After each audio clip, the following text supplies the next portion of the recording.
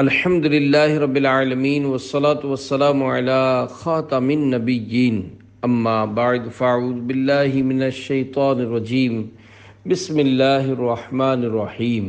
امیر اہل سنت سے عورتوں کے بارے میں سوالات، یہ رسالہ امیر اہل سنت دامت برکاتہم العالیہ سے کیے گئے سوالات اور ان کے جوابات پر مشتمل ہے۔ دعائے جانشین امیر اہل سنت۔ یا اللہ پاک، جو کوئی 17 صفحات کا رسالہ امیر اہل سنت سے عورتوں کے بارے میں سوالات پڑھ یا سن لے، اسے اپنے گھر کی خواتین کو شریعت کے دائرے میں رہتے ہوئے دینی احکامات پر عمل کروانے کی توفیق عطا فرما۔ آمین بجاہ خاتم النبیین صلی اللہ علیہ وآلہ وسلم۔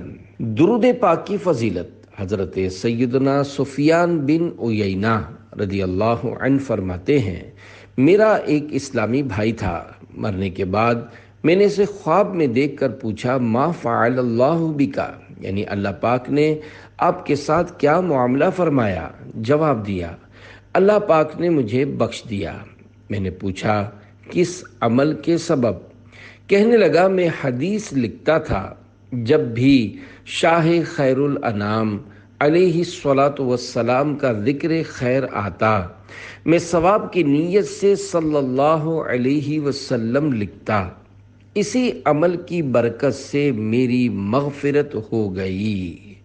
صلو علی الحبیب صلی اللہ علی محمد۔ غیر محرم کے ساتھ بھائی بہن کا رشتہ بنانا کیسا؟ غیر محرم کے ساتھ منہ بولے بھائی بہن کا رشتہ بہت جلدی قائم ہو جاتا ہے، اگر اصلاح کی نیت سے سمجھایا جائے کہ ایسا کرنا مناسب نہیں ہے تو جواب ملتا ہے کہ یہ تو میرے بیٹے جیسے ہیں یا یہ تو میرے بھائی جیسے ہیں۔ کیا اسلام میں اس طرح غیر محرم سے بھائی بہن کا رشتہ بنانا جائز ہے؟ جواب، غیر محرم کو بھائی یا بہن بنانے کی ضرورت نہیں ہے، قرآن کریم نے ویسے ہی بنا دیا ہے، چنانچہ ارشاد ہوتا ہے، انما المؤمنون اخوۃ، پارہ 26 سورۃ الحجرات آیت نمبر 10۔ ترجمہ کنز ایمان، مسلمان بھائی ہیں تو یوں ہر مسلمان عورت مسلمان مرد کی بہن ہے، لیکن چونکہ نامحرم ہے اس لیے پردہ فرض رہے گا، اور اگر منہ بولے بھائی بہن بن بھی گئے تب بھی پردہ ختم نہیں ہوگا۔ منہ بولے بھائی بہن بنانے کا نقصان یہ ہوگا کہ بے تکلفی اور بد نگاہی بڑھے گی اور نہ ہونے کا ہو جائے گا۔ عورت کے لیے قرآن کریم میں یہ حکم ہے کہ وہ غیر مرد سے ایسی نرم اور لوچ دار گفتگو نہ کرے جس سے دل کا روگی اور گندے ذہن والا للچائے۔ ان اتقیتن فلا تخضعن بالقول فیطمع الذی فی قلبہ مرض وقلن قولا معروفا، پارہ 22 سورۃ الاحزاب آیت نمبر 32۔ ترجمہ کنز ایمان، اگر اللہ سے ڈرو تو بات میں ایسی نرمی نہ کرو کہ دل کا روگی کچھ لالچ کرے، ہاں اچھی بات کہو۔ اس لیے عورت کو چاہیے کہ غیر مرد سے بات کرنی پڑے تو ایسی آواز رکھے جس میں نرمی اور لچک نہ ہو، بالکل سادہ اور نارمل ہو، نہ مسکرائے، نہ ہنسے اور نہ ہی ایسی لفٹ دے کہ جس سے اگلا آزمائش میں مبتلا ہو۔ البتہ ایسا انداز نہ ہو کہ سامنے والے کو غصہ آ جائے اور وہ جھگڑا کرنے لگے۔ اب تو وطن عزیز پاکستان میں بھی حالات بہت خراب ہیں، کسی نامحرم کو آنٹی، کسی کو انکل اور کسی کو سسٹر یعنی بہن بنا رکھا ہے۔ شاذ و نادر کوئی گھر ہوگا جہاں شرعی پردہ ہو، دیور اور بھابھی ہر جگہ چھوٹا بھائی اور بڑی بہن کے نام سے رہ رہے ہوتے ہیں۔ اسی طرح بہنوئی اور بیوی کی بہن میں بھی کوئی پردہ نہیں ہوتا۔ ایک ہی دفتر اور فیکٹری میں ہی اور شی یعنی مرد و عورت جمع ہوتے ہیں اور بے پردہ مل کر کام کر رہے ہوتے ہیں۔ اب تو سیلز گرلز یعنی سامان بیچنے کی ملازمت کرنے والی عورتیں بھی آ چکی ہیں، اور بسوں میں کنڈکٹر کے طور پر عورتیں کام کرنے لگی ہیں۔ اللہ پاک حفظ و امان میں رکھے۔ اسلامی بہنوں کا واٹس ایپ استعمال کرنا کیسا؟ سوال: کیا اسلامی بہنیں مدنی کاموں کی خاطر رابطہ کرنے کے لیے واٹس ایپ پر صوتی پیغام دے سکتی ہیں؟ جواب: اسلامی بہنیں ضرورتاً رابطے کے لیے میسج کا استعمال کریں۔ کسی بھی اسلامی بہن کو واٹس ایپ پر صوتی پیغام یعنی آڈیو میسج دینے کی مدنی مرکز کی طرف سے اجازت نہیں، حتیٰ کہ اگر سامنے والی بھی اسلامی بہن ہو، جب بھی اپنی آواز میں پیغام ریکارڈ کر کے نہ بھیجیں، اس لیے کہ یہاں یہ اندیشہ موجود ہے کہ اس اسلامی بہن کے گھر کے مردوں تک یہ آواز پہنچ جائے۔ اسلامی بہنوں کو تو ویسے بھی سوشل میڈیا سے دور ہی رہنا چاہیے، بلکہ اسلامی بھائی بھی بقدر ضرورت اور محتاط انداز میں ہی استعمال کریں، اس لیے کہ سوشل میڈیا کے ذریعے بڑے بڑے پردہ داروں کے پردے فاش ہو جاتے ہیں۔ کوئی معزز آدمی اپنی نجی مجلس میں خوش طبعی کے طور پر یا ویسے ہی کوئی بات کہہ دیتا ہے، لیکن سوشل میڈیا میں آنے کے بعد وہی معمولی بات طوفان کا روپ دھار لیتی ہے، اور پھر وہ عزت دار اپنی پگڑی اچھلتے دیکھ کر ہکا بکا رہ جاتا ہے اور کر کچھ نہیں سکتا۔ بہرحال ہر ایک کو ہر بات سوچ سمجھ کر ہی کرنی چاہیے، اس لیے کہ سوشل میڈیا پر ریکارڈنگ نہ بھی ہو۔ جب بھی دو معصوم فرشتے یعنی کرامن کاتبین تو ہر ایک کا قول و فعل لکھ ہی رہے ہیں، جیسا کہ اللہ پاک نے ارشاد فرمایا، پارہ 30 سورۃ الانفطار، آیت نمبر 10 تا 12، وَإِنَّ عَلَيْكُمْ لَحَافِظِينَ كِرَامًا كَاتِبِينَ يَعْلَمُونَ مَا تَفْعَلُونَ۔ ترجمہ کنز ایمان: اور بے شک تم پر کچھ نگہبان ہیں معزز لکھنے والے کہ جانتے ہیں جو کچھ تم کرو۔ بچی کا نام اجوا رکھنا کیسا؟ سوال: بچی کا نام اجوا رکھنا کیسا ہے؟ جواب: اجوا مدینہ پاک بلکہ دنیا کی سب سے اعلیٰ کھجور ہے، اس نسبت سے نام رکھنے میں کوئی حرج نہیں ہے۔ دولہا دلہن کا ایک دوسرے کے تحائف استعمال کرنا کیسا؟ سوال: شادی کے موقع پر دولہا یا دلہن کو جو تحائف ملتے ہیں، کیا ان پر دونوں کا حق ہوتا ہے، یا جسے تحفہ ملا تھا صرف اسی کا حق ہوتا ہے؟ جواب: جس کو تحفہ ملا ہے وہی تحفے کا مالک ہے، اس کی اجازت کے بغیر وہ چیز استعمال نہیں کر سکتے، البتہ اگر ایک دوسرے کو خوشی خوشی دینا چاہیں تو منع نہیں ہے۔ میاں بیوی ایک دوسرے کے ساتھ حسن ظن رکھیں۔ سوال: میں اپنی بیوی پر بہت شک کرتا ہوں، حالانکہ میرے پاس کوئی ثبوت نہیں ہے، اس کا کوئی حل بتا دیجئے۔ SMS کے ذریعے سوال۔ جواب: اگر یہ شک بدگمانی کی حد تک ہے اور دوسروں کے سامنے اس کا اظہار بھی ہو جاتا ہے تو توبہ فرض ہے۔ بدگمانی دل کی غیبت ہوتی ہے۔ اگر صرف شک پیدا ہوتا ہے اور اس کو آدمی ٹالتا رہتا ہے تو اس پر کوئی گناہ نہیں ہے۔ بدگمانی سے بچنا ہی ہوگا، کیونکہ حدیث پاک میں ہے، حسن الظن من حسن العبادتی، یعنی مسلمان کے بارے میں اچھا گمان اچھی عبادتوں میں سے ہے۔ اس لیے اچھا گمان رکھنا ہی پڑے گا، یہ لازم ہے۔ بلکہ اعلیٰ حضرت امام احمد رضا خان رحمۃ اللہ علیہ فرماتے ہیں، مومن کے معاملے کو اچھے پہلو پر محمول کرنا واجب ہے، یعنی مسلمان کی کسی بات پر گناہ بھرا پہلو گھسیٹ کر نہیں لانا چاہیے، بلکہ لازم ہے کہ اچھا پہلو تلاش کرے، اور اگر اچھا پہلو ملتا ہے تو تو اسی کو اوکے کرے۔ بخاری شریف میں حضرت سیدنا عیسیٰ علیہ السلام کی ایک حکایت ہے۔ سرکار مدینہ صلی اللہ علیہ وآلہ وسلم نے ارشاد فرمایا، حضرت عیسیٰ علیہ السلام نے کسی کو چوری کرتے دیکھا تو اس سے فرمایا، اے آدمی، تو نے چوری نہیں کی؟ اس نے کہا، واللہ، یعنی اللہ کی قسم، میں نے چوری نہیں کی۔ جب اس شخص نے قسم کھائی تو آپ پر خوف خدا کا غلبہ ہو گیا اور آپ نے فرمایا، میری آنکھوں نے دھوکہ کھایا ہے۔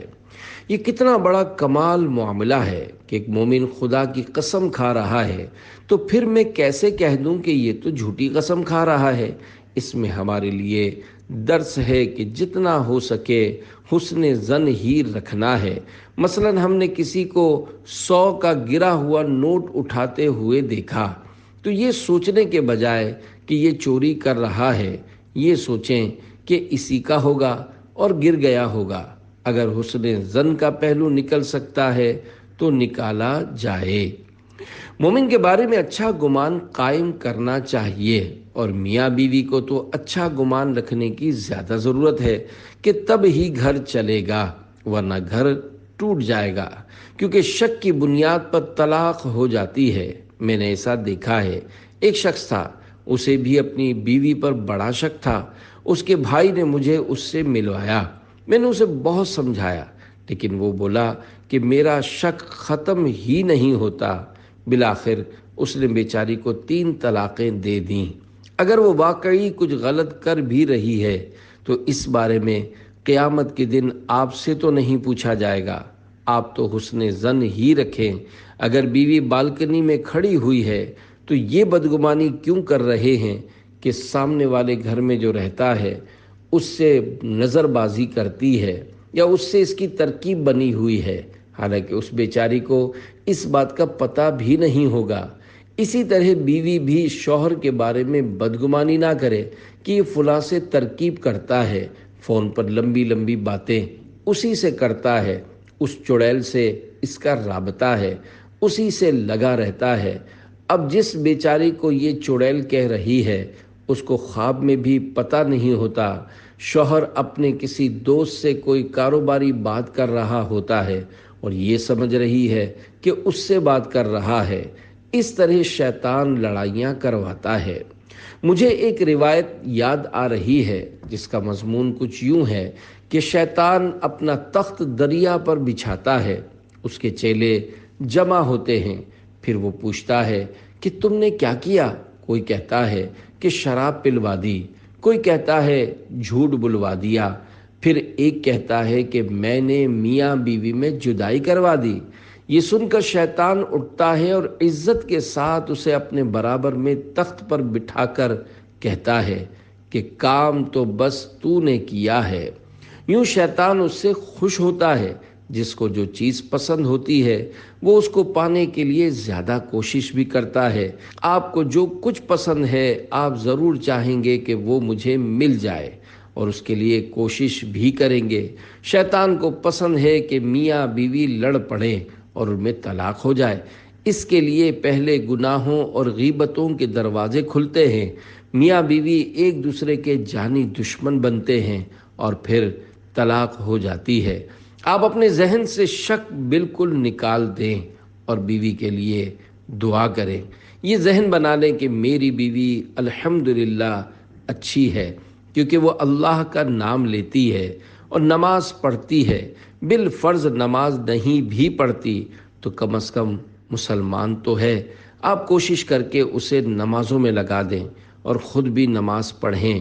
یوں نیکیاں کریں اور آپس میں پیار محبت سے رہیں، ورنہ اس طرح اولاد بھی تباہ ہو جاتی ہے اور جب گھر ٹوٹتا ہے تو وہ در بدر بھی ہو جاتی ہے۔ اللہ کریم ہمیں جھگڑوں سے بچائے اور کاش سب مسلمانوں کے گھر امن کے گہوارے بن جائیں۔ اپنی زوجہ سے اچھا سلوک کیجیے۔ سوال: اگر شوہر اپنی بیوی کے ساتھ نرمی کرتا ہے تو لوگ کہتے ہیں تم زن مرید بن گئے ہو، اس کا کیا حل ہے؟ جواب: اگر کوئی شخص خوف خدا کے باعث اپنی زوجہ سے خوش اخلاقی کے ساتھ پیش آتا ہے یا اس سے نرم برتاؤ کرتا ہے، اور لوگ اسے زن مرید ہونے کا تانا دیتے ہیں تو یقیناً یہ اس کی دل آزاری کا سبب ہوگا۔ لیکن شوہر کو چاہیے کہ اپنی زوجہ کے ساتھ حسن سلوک جاری رکھے، لوگوں کے کچھ بھی کہنے پر دل برداشتہ نہ ہو اور ہرگز اپنے رویے میں تبدیلی نہ لائے، بلکہ مزید نرمی کے ساتھ پیش آئے۔ فی زمانہ لوگوں کے انداز یکسر بدل چکے ہیں، خصوصاً اپنی زوجہ کے ساتھ ان کا رویہ انتہائی ناگفتہ بے ہوتا جا رہا ہے۔ اس کے باوجود یہ لوگ اپنی زوجہ سے معافی مانگنا اپنی کسر شان سمجھتے ہیں، حالانکہ بیوی پر ظلم کیا ہو تو معافی مانگنا واجب ہے۔ انہیں چاہیے کہ اپنی زوجہ سے معافی تلافی کرتے رہا کریں۔ یہ ضروری نہیں کہ ظلم کیا ہوگا تو ہی معافی مانگی جائے گی، بلکہ احتیاطی معافی مانگ لی جائے تب بھی حرج نہیں، بلکہ احتیاطی معافی مانگنا میاں بیوی کے درمیان محبت میں اضافے کا سبب ہے۔ الحمدللہ میرا معمول ہے، میں احتیاطی معافی مانگتا رہتا ہوں۔ جیسے کوئی بڑی رات یا بڑا دن آتا ہے تو میں معافی تلافی کی ترکیب بنا لیتا ہوں۔ اس سے ہرگز کسی کی شان میں کمی نہیں آتی اور نہ ہی کسی کی عزت کم ہوتی ہے۔ کیا طلاق کا سوچنے سے طلاق ہو جاتی ہے؟ سوال: کیا طلاق کے بارے میں سوچنے سے طلاق ہو جاتی ہے؟ فیس بک کے ذریعے عبد الرشید کا سوال۔ جواب: جی نہیں، طلاق کا سوچنے سے طلاق نہیں ہوتی۔ اعلیٰ حضرت امام احمد رضا خان رحمۃ اللہ علیہ فرماتے ہیں، دل میں طلاق دینے سے نہیں ہوتی جب تک زبان سے نہ کہے۔ طلاق کے مسائل کے متعلق مدنی مذاکرے میں سوالات نہ کیے جائیں، اس کے جوابات یہاں نہیں دیے جاتے۔ بعض اوقات آدمی آٹی مار کر کچھ پوچھ لیتا ہے اور جا کر کچھ کا کچھ کر دیتا ہے، اس لیے دارالافتاء اہل سنت فریقین کو بلاتا ہے اور دونوں کی سن کر پھر طلاق کے تعلق سے فیصلہ دیتا ہے۔ شادی کے بعد شوہر کا نام اپنے نام کے ساتھ لگانا کیسا؟ سوال: کیا مسلم خواتین شادی کے بعد والد کے نام کے بجائے شوہر کا نام اپنے نام کے ساتھ لگا سکتی ہیں؟ SMS کے ذریعے سوال۔ جواب: اس میں شرعاً حرج نہیں ہے، لیکن رسک یعنی خطرہ بڑا ہے کہ اگر گھر نہ چلا اور شوہر نے 1 2 3 کر دیا یعنی طلاق دے دی تو اب کس کا نام لگائے گی؟ اس لیے باپ کا نام لگانے میں ہر صورت میں عافیت ہے۔ آج کل تو عورت اپنے شوہر کے نام سے ہی پہچانی جاتی ہے کہ یہ مسز فلاں ہیں۔ اگر شوہر نے 1 2 3 کر دیا تو مسز کیسے کہے گی، بلکہ پھر تو اس کے نام سے نفرت ہو جائے گی، جبکہ باپ ہی رہتا ہے اور اس سے نفرت بھی نہیں ہوتی۔ میک اپ کیا ہو تو وضو ہو جاتا ہے؟ سوال: اگر میک اپ کیا ہوا ہو تو وضو ہو جاتا ہے؟ سوشل میڈیا کے ذریعے سوال۔ جواب: اگر کوئی ایسی چیز ہے جس کا جرم یا تہ جمی ہوئی ہے اور پانی اس کے نیچے نہیں بہتا تو وضو نہیں ہوگا۔ اگر بالکل تیل کی طرح چپڑی ہوئی ہے جس کی تہ نہیں ہے اور پانی بہہ جاتا ہے تو وضو ہو جائے گا۔ اگر گھی کی تہ جمی ہوئی ہے تو وضو نہیں ہوگا، کیونکہ اس کے نیچے پانی نہیں بہے گا۔ البتہ اگر گھی بھی تیل کی طرح ہے اور جمع ہوا نہیں ہے تو وضو ہو جائے گا۔ کوئی ایسی چیز اعضائے وضو پر نہیں ہونی چاہیے جس کا جسم ہو اور وہ اکھڑتی ہو جیسے پپڑی اکھڑتی ہے۔ کیا گھر کی باتیں دوسروں کو بتانی چاہیے؟ سوال: کیا گھر کی باتیں دوسروں کو بتانی چاہیے؟ ایک بچے کا سوال۔ جواب: اچھے بچے گھر کی بات باہر نہیں کرتے اور دوسروں کے گھر کے حوالے سے سوالات بھی نہیں کرتے۔ اسی طرح کے سوالات کے جواب میں بعض اوقات یا تو گھر کے پول کھلتے ہیں یا بندہ جھوٹ بولتا ہے۔ دونوں صورتوں میں نقصان ہے، اس لیے بغیر ضرورت سوالات نہیں کرنے چاہیے۔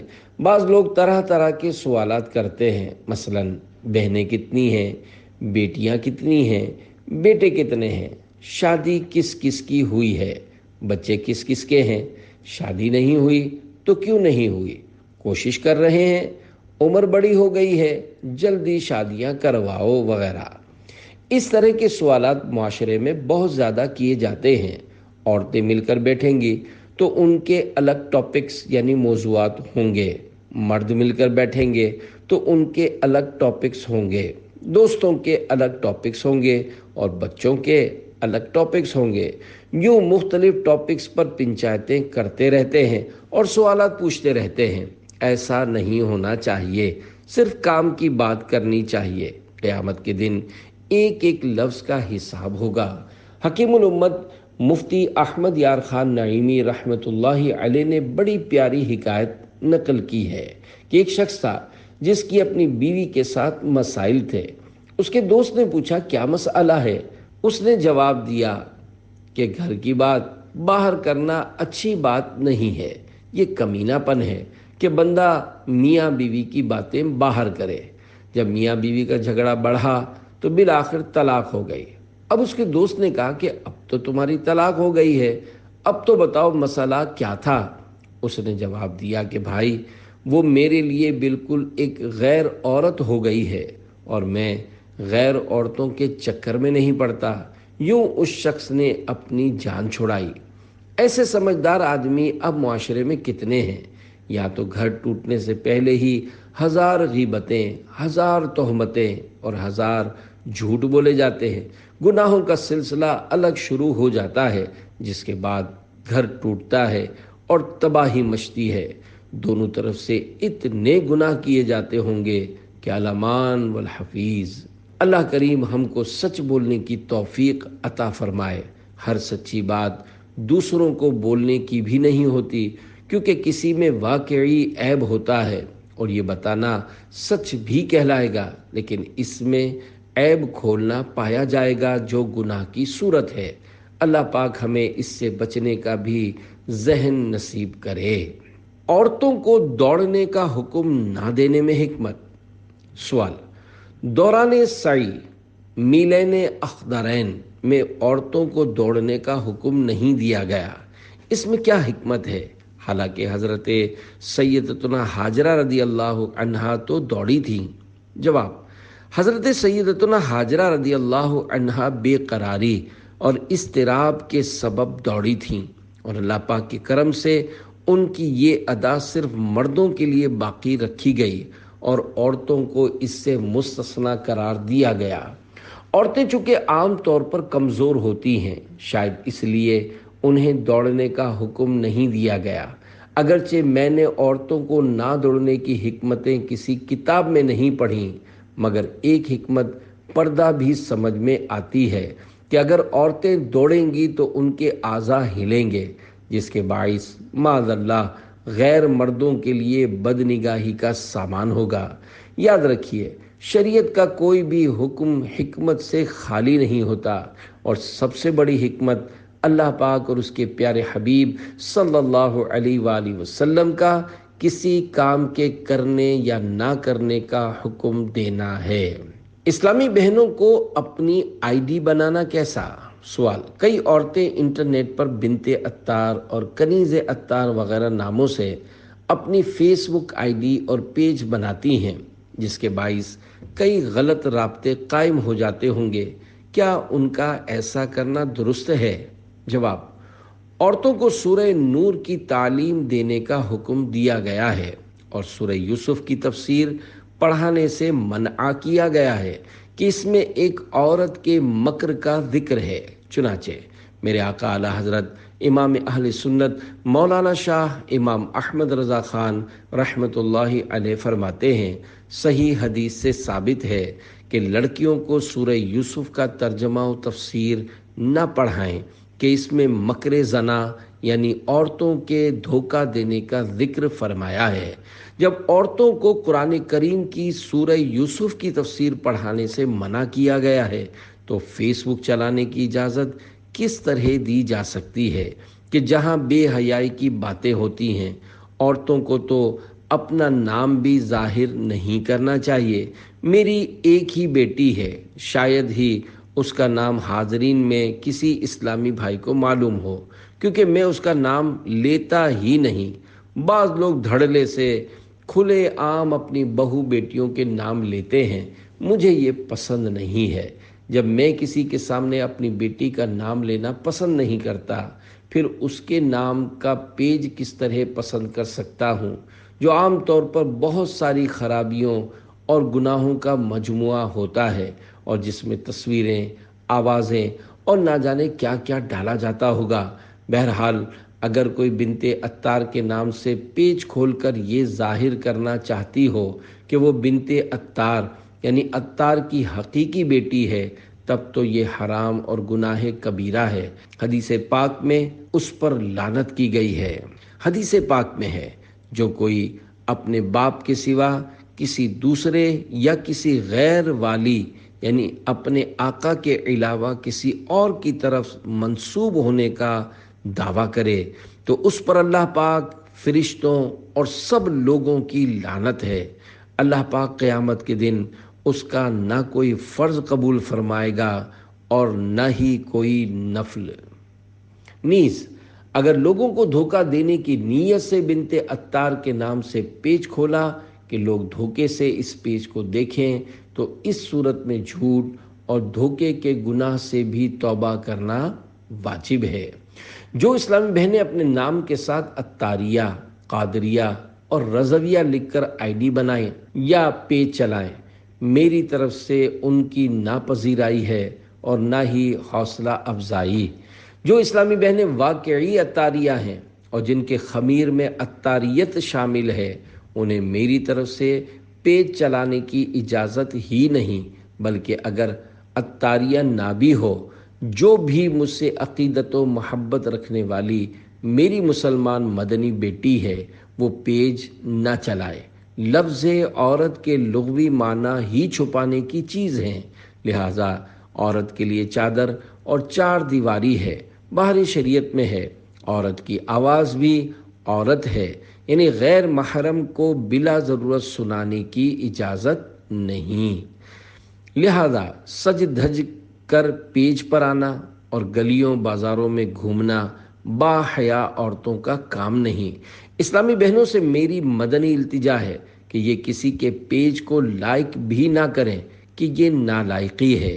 انٹرنیٹ چلانا اور سوشل میڈیا کی طرف جانا اسلامی بہنوں کا کام ہی نہیں، لہذا جتنا ہو سکے اس سے بچیں۔ دعائے عطار: یا اللہ، جو بھی میری مدنی بیٹی اپنا پیج بند کر دے اور جو اپنا پیج کھولنے کا سوچ رہی ہے، وہ اس سے باز رہے، اور جو پہلے سے ہی باز ہے، ان سب کو بے حساب مغفرت سے نواز کر جنت الفردوس میں خاتون جنت بی بی فاطمۃ الزہرا رضی اللہ عنہا کا پڑوس نصیب فرما۔ آمین بجاہ خاتم النبیین صلی اللہ علیہ وآلہ وسلم۔ عورت کے لیے طواف کی احتیاطیں۔ سوال: دوران طواف بعض عورتوں کا مردوں سے اختلاط سے بچنے کا ذہن نہیں ہوتا، اس کا حل ارشاد فرما دیجیے۔ جواب: دوران طواف بعض عورتیں بڑی بے باکی کے ساتھ مردوں کے درمیان گھس جاتی اور انہیں دھکے مارتے ہوئے آگے نکل جاتی ہیں۔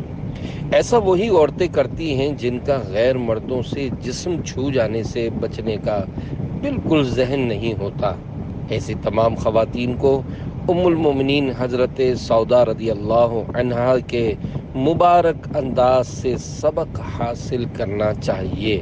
چنانچہ ام المومنین حضرت سودا رضی اللہ عنہا سے عرض کی گئی، آپ کو کیا ہو گیا ہے کہ آپ حج کرتی ہیں نہ عمرہ؟ آپ رضی اللہ عنہا نے جواب دیا، میں نے حج بھی کر لیا ہے اور عمرہ بھی۔ اللہ پاک نے مجھے حکم دیا ہے کہ میں گھر میں رہوں۔ خدا کی قسم میں دوبارہ گھر سے نہیں نکلوں گی۔ راوی کا بیان ہے، بخدا وہ اپنے دروازے سے باہر نہ آئیں یہاں تک کہ وہاں سے آپ رضی اللہ عنہا کا جنازہ ہی نکالا گیا۔ دیکھا آپ نے ام المومنین حضرت سودا رضی اللہ عنہا کی کیسی مبارک سوچ تھی۔ کہ ایک مرتبہ فرض حج کرنے کے بعد صرف پردے کی وجہ سے نفلی حج نہیں فرمایا، حالانکہ اس وقت آج کی طرح بھیڑ نہیں ہوتی تھی۔ لہذا اسلامی بہنوں کو چاہیے حرمین طیبین میں پردہ کرنے کے ساتھ ساتھ ہر جگہ اپنے پردے کو یقینی بنائیں۔ طواف میں بھی حتی الامکان مردوں کے ساتھ ٹکرانے سے خود کو بچائیں۔ حالت احرام میں عورتوں کے لیے اپنا چہرہ کھلا رکھنا ضروری ہوتا ہے، لیکن پردہ پھر بھی کرنا ہوگا۔ لہذا کسی کتاب یا گتے وغیرہ کی آڑ کر کے اپنے چہرے کو چھپائیں۔ بعض اسلامی بہنیں ایسی ٹوپی کیپ پہنتی ہیں جس کے آگے کپڑا لٹکا ہوتا ہے، اس سے بھی پردہ تو ہو جائے گا، لیکن اس میں یہ مسئلہ ہے کہ پسینہ پوچھتے وقت یا ہوا چلنے کی وجہ سے وہ کپڑا جب جب چہرے سے چپکے گا تو کفارہ لازم آئے گا۔ لہذا اس پریشانی سے بچنے کے لیے گتے یا کتاب وغیرہ کی آڑ سے چہرہ چھپانا بہتر ہے۔ کیا میاں بیوی جنت میں یکجا ہوں گے؟ سوال، کیا میاں بیوی دونوں جنت میں ایک ساتھ رہیں گے؟ جواب، جی ہاں، اگر میاں بیوی کا خاتمہ ایمان پر ہوا تو یہ دونوں جنت میں ساتھ رہیں گے۔ اگر ان میں سے کسی کا معاذ اللہ ایمان سلامت نہ رہا تو دوزخ اس کا ٹھکانہ ہوگا، اور جو جنت میں جائے گا اس کا کسی دوسرے جنتی سے نکاح ہو جائے گا۔ جنت میں جانے والے کو اپنے دوسرے فریق کے بچھڑنے کا کوئی غم و صدمہ بھی نہیں ہوگا، کیونکہ جنت غم اور صدمے کا مقام نہیں۔ 10 بیویوں کی کہانی کی شرعی حیثیت۔ سوال، اگر کسی نے منت مانی کہ میرا فلاں کام ہو جائے تو میں 10 بیویوں کی کہانی پڑھواؤں گی، تو ان سے کہا جائے کہ یہ منت پوری کرنا ضروری نہیں ہے، یہ کہانیاں من گھڑت ہیں، ان کی جگہ قرآن شریف کا ختم کروا لیں یا چند قرآنی سورتیں پڑھوا لیں۔ تو وہ کہتی ہیں کہ میں نے منت مانی ہے، اگر پوری نہ کی تو دل میں طرح طرح کے وسوسے آئیں گے، ان کو کس طرح سمجھایا جائے؟ جواب، شرعی مسئلہ یہ ہے کہ اگر کسی ناجائز کام کی منت مانی تو اسے پورا کرنا بھی ناجائز ہے، اس کو پورا نہیں کیا جائے گا۔ لہذا 10 بیویوں کی کہانی سننے یا پڑھنے کی منت مانی تو اس کی جگہ سورہ یاسین شریف پڑھنا بھی ضروری نہیں ہوگا۔ ہاں، اگر کوئی پڑھتا ہے تو اچھی بات ہے، البتہ 10 بیویوں کی کہانی کی مانی ہوئی منت پوری نہ کی جائے۔ اگر کوئی اس طرح منت مانے کہ میرا فلاں کام ہو گیا تو آج عشاء کی نماز نہیں پڑھوں گا، تو ظاہر ہے یہ منت پوری کرنا اس پر واجب نہیں ہوگا، بلکہ ایسی منت ماننا ہی ناجائز ہوگا، کیونکہ اس منت کو پورا کرنے کے لیے عشاء کی نماز چھوڑنا ہوگی، جس کی وجہ سے بندہ گناہگار ہوگا۔ بہرحال 10 بیویوں کی کہانی، شہزادے کا سر اور جناب سیدہ کی کہانی، یہ سب من گھڑت ہیں، ان کی کوئی شرعی حیثیت نہیں ہے، ان کا پڑھنا اور ان کی منت ماننا ناجائز ہے۔ اگر کچھ پڑھنا ہے تو یاسین شریف پڑھ لی جائے، اس میں بھی اتنا ہی وقت لگے گا جو ان کہانیوں میں لگتا ہے، بلکہ اس سے بھی کم وقت لگے گا، پھر اس کی برکتیں بھی ہیں اور فضائل بھی۔ چنانچہ حدیث پاک میں ہے کہ ایک بار یاسین شریف پڑھنے پر 10 قرآن پاک کا ثواب ملتا ہے۔ معلومات کی کمی کی وجہ سے ان کہانیوں کا رواج پڑا ہے، پھر یہ ذہنوں میں نقش بھی ہو گئی ہیں، انہیں چھوڑنا بڑا دشوار ہے، لیکن ہم سمجھا ہی سکتے ہیں، ڈنڈا لے کر منوا نہیں سکتے۔ سائل نے سمجھانے کی کوشش کی، بہت اچھا کیا کہ سمجھا کر اپنا فرض پورا کر دیا۔ یہ ضروری نہیں ہے کہ سامنے والے کو منوا کر ہی چھوڑیں، بس ان کے حق میں دعا کرتے رہیں۔ کیا شوہر کی اجازت کے بغیر بیوی گھر سے جا سکتی ہے؟ سوال، کیا عورت کا اپنے شوہر کی اجازت کے بغیر کہیں جانا جائز ہے؟ اگر اسے روکا جائے تو وہ کہتی ہے کہ میں نے حق مہر معاف کر دیا تھا، اس لیے اجازت لینا ضروری نہیں ہے۔ اس حوالے سے رہنمائی فرما دیجیے۔ جواب، عورت کو بلا عذر شرعی بغیر اجازت گھر سے نکلنے کی شرعاً اجازت نہیں ہے۔ امیر اہل سنت دامت برکاتہم العالیہ کے قریب بیٹھے ہوئے مفتی صاحب نے فرمایا، عورت ہفتے میں 1 مرتبہ اپنے والدین سے ملنے کے لیے جا سکتی ہے۔ اس میں شرعاً شوہر کی اجازت لینا ضروری نہیں ہے، لیکن پھر بھی بہتر یہی ہے کہ شوہر کی اجازت سے ہی جائے۔ اسی طرح محارم یعنی قریبی رشتہ دار جیسے بھائی بہن وغیرہ سے سال میں 1 مرتبہ شوہر کی اجازت کے بغیر ملنے جا سکتی ہے، لیکن اجازت لے کر ہی جانا چاہیے تاکہ گھر کا ماحول اچھا رہے۔ عورت کی آنکھ پھڑکنے سے شگون لینا کیسا؟ سوال: جب عورت کی سیدھی یا الٹی آنکھ پھڑکے تو کیا ہوتا ہے؟ جواب: مرد یا عورت کسی کی بھی سیدھی یا الٹی آنکھ پھڑکنے سے کچھ نہیں ہوتا۔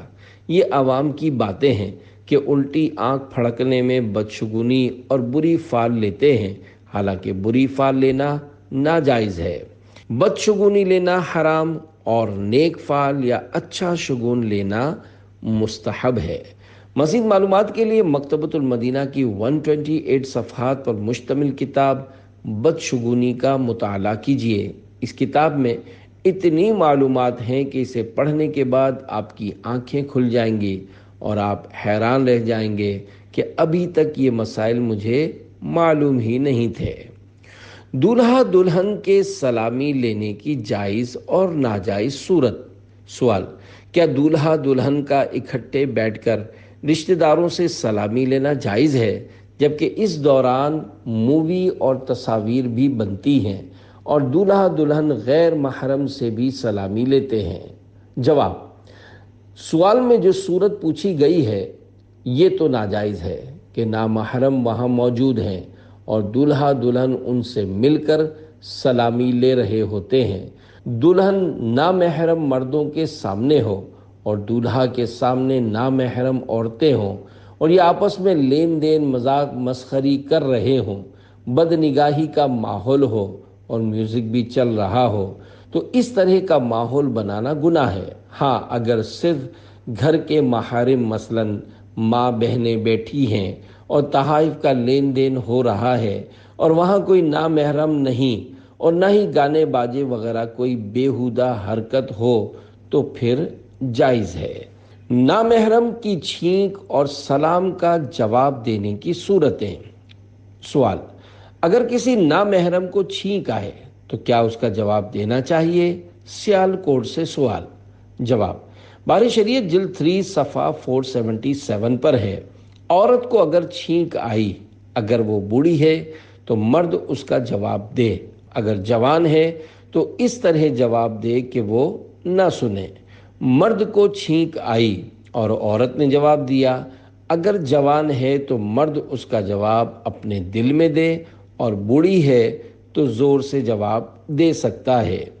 اسی میں صفحہ 461 پر ہے، مرد اور عورت کی ملاقات ہو تو مرد عورت کو سلام کرے، اور اگر عورت اجنبیہ نے یعنی نامحرم عورت نے مرد کو سلام کیا اور وہ بوڑھی ہو تو اس طرح جواب دے کہ وہ بھی سنے، اور وہ جوان ہو تو اس طرح جواب دے کہ وہ نہ سنے۔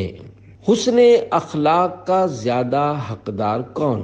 ایک شخص رحمت عالم نور مجسم صلی اللہ علیہ وآلہ وسلم کی بارگاہ میں حاضر ہو کر عرض گزار ہوا، یا رسول اللہ صلی اللہ علیہ وآلہ وسلم، میرے حسن اخلاق کا زیادہ حقدار کون ہے؟